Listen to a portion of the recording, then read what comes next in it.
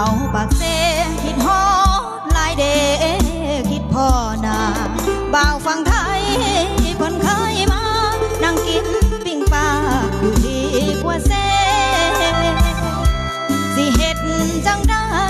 มาคิดฮอดอายแท้ละเดจากใจผู้สาวปากเซลงเสน่ห์บ่าวไทยตาหวานสาวแดนจำปาคะนิ่งหาแต่อาย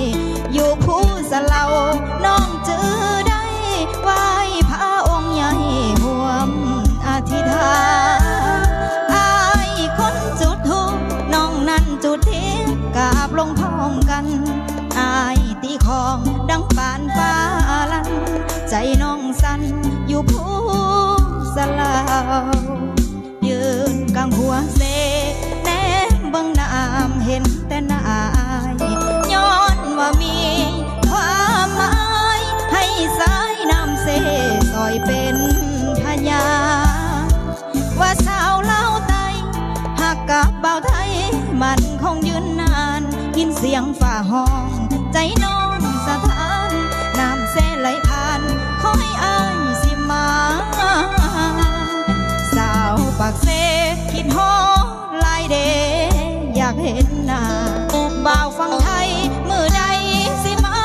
น้องสิปิ้งปลาคอยถ้ามองกาให้เฝ้ามาได้มาเติมหัวใจหักสองคนเฮาคือนางมาลงคอยถ้าผู้บ่าวตำนานดังเก่าล้อเท้าบาเจีย